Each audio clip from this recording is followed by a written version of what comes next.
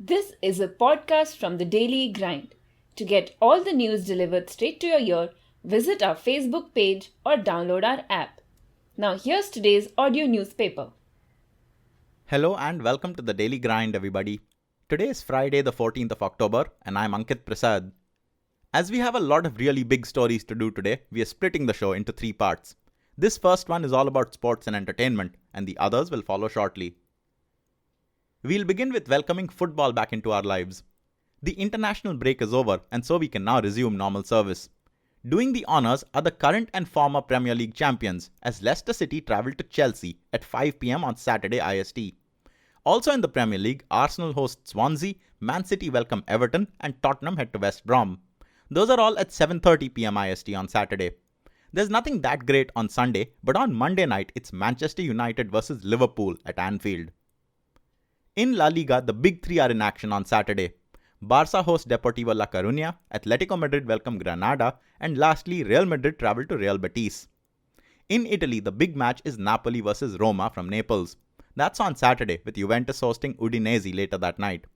And over in Germany, Dortmund will face Hertha Berlin tonight if you're looking for some real early football, and the rest of the biggies play on Saturday. Also in football, there's an endeavour to reboot FIFA, so to say, under the current president Gianni Infantino. A document has been released called FIFA 2.0, the vision for the future, and there's a lot in it, as you'd expect, particularly related to how FIFA manages its money. But more importantly, Infantino has said that FIFA will decide this January whether the 2026 World Cup will be expanded from the current 32 teams, and if yes, then how many teams and what format. They've mentioned 40 and 48 nation World Cups. India will still have to improve by quite a bit to sneak in though. Coming to cricket, Pakistan and the West Indies are playing 3 test matches in the UAE, and the first one's just started. At stumps on day 1, Pakistan were 279 for 1, with Anwar Ali top scoring with 146. That continues into the weekend obviously. And India and New Zealand will commence their 5-match ODI series, starting with the first match in Dharmasala on Sunday.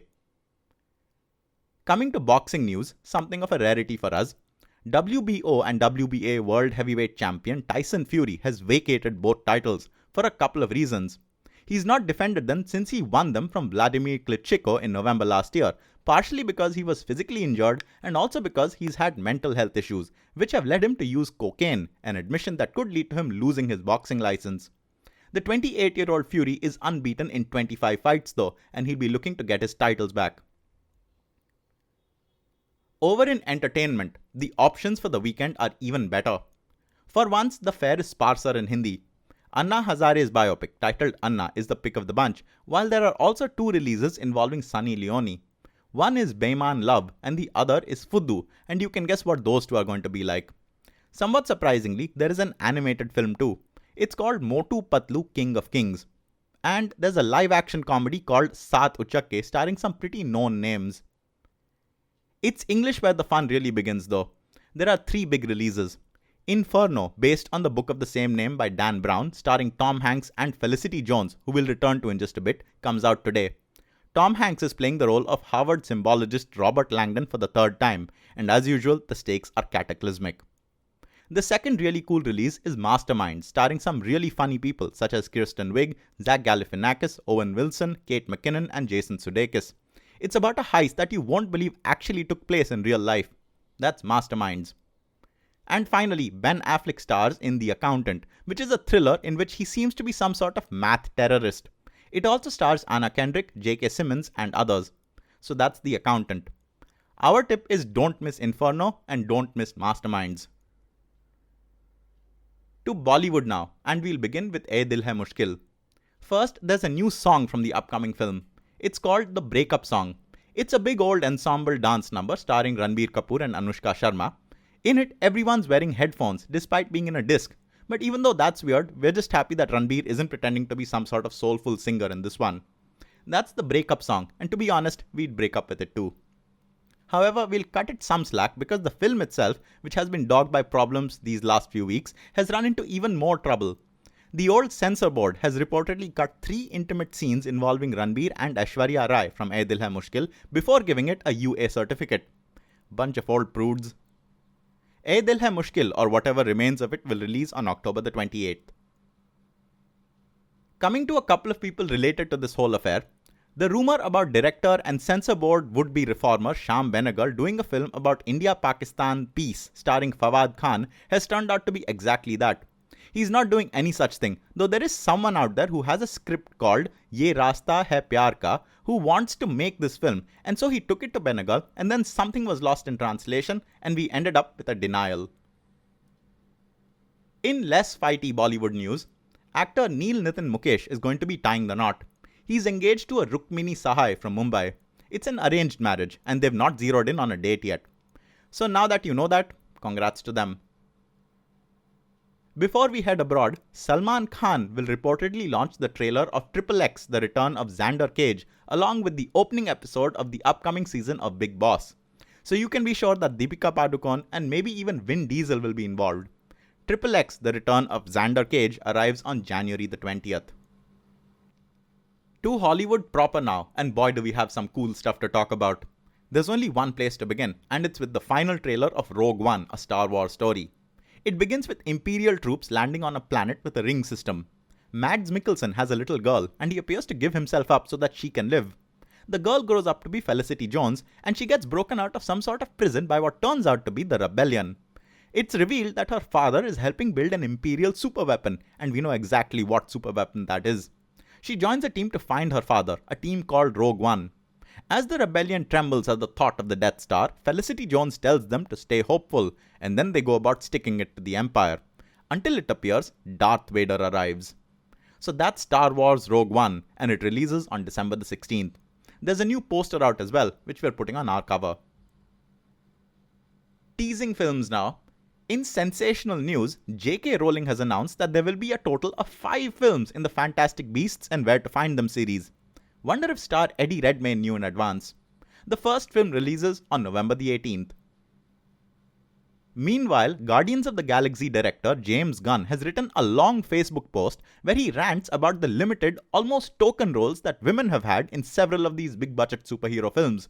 He's clear that Guardians 2, which is scheduled to release on May the 5th, will bring balance to that particular aspect, and apart from Zoe Saldana's Gamora and Karen Gillan's Nebula, he's also teased a character named Mantis.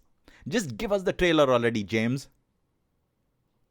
And it just gets better and better now, as Quentin Tarantino has revealed that he's been researching a project set in the 1970s for 4 years now. It's not bound to turn into a film, as he's also mentioned a couple of other forms, such as books and even podcasts. But he's up to something, and he says it's because the 70s were a turning point in American and international cinema. We're reaching a crescendo now. That's because Lindsay Lohan has Instagrammed a throwback picture of herself along with her Mean Girls co-stars Rachel McAdams and Lacey Chabert. Caption reads, "Miss you all. Sequel? ? A Mean Girls sequel? We may just lose our minds." In stand-up comedy, Chris Rock has signed with Netflix for 2 new comedy specials. This will be his return to stand-up after an 8-year absence, and the first one is set to come out next year. Changing media. In comic books, Marvel and ABC have come together to release for free online a new comic titled Madaya Mom. That's Madaya. The blurb reads, "This is the true story of one mother and her family who have been trapped inside the Syrian town of Madaya for more than a year. Madaya Mom is fighting off starvation, unsanitary living conditions, and violent threats as she and her children are caught between warring factions in the country's civil war."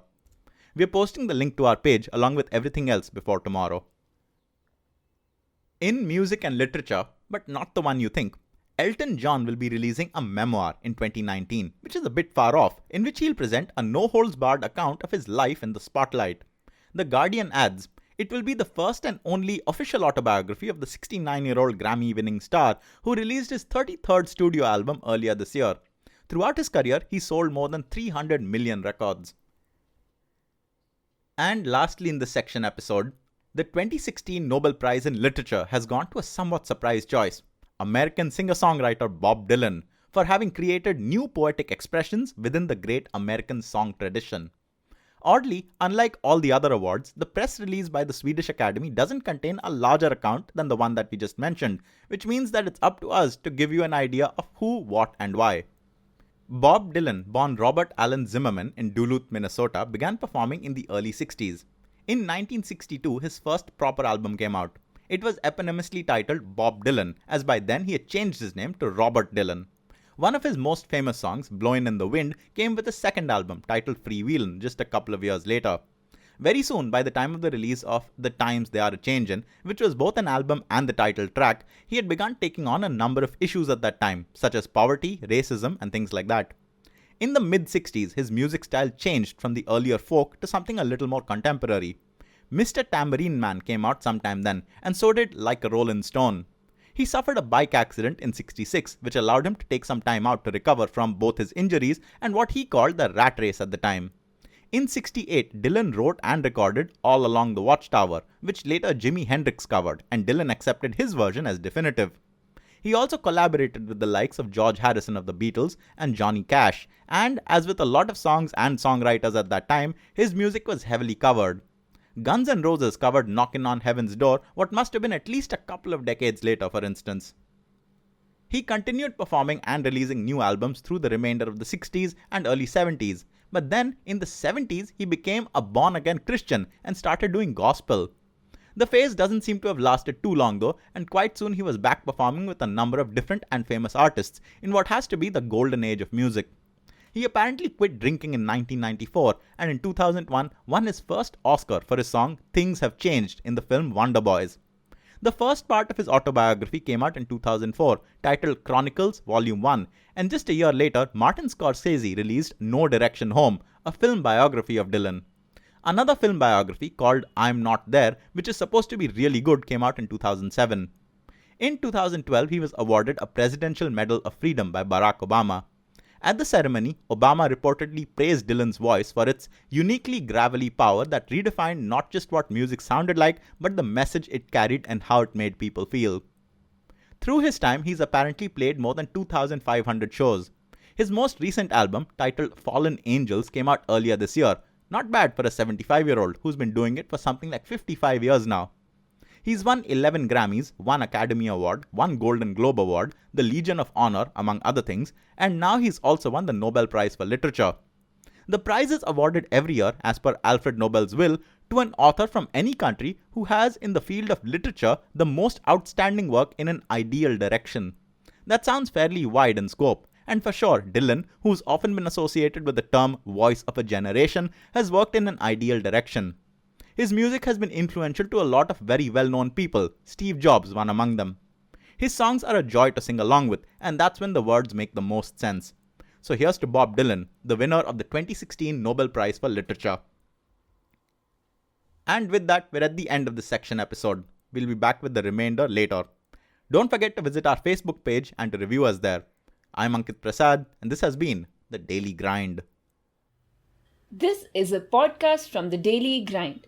To get all the news delivered straight to your ear, visit our Facebook page or download our app.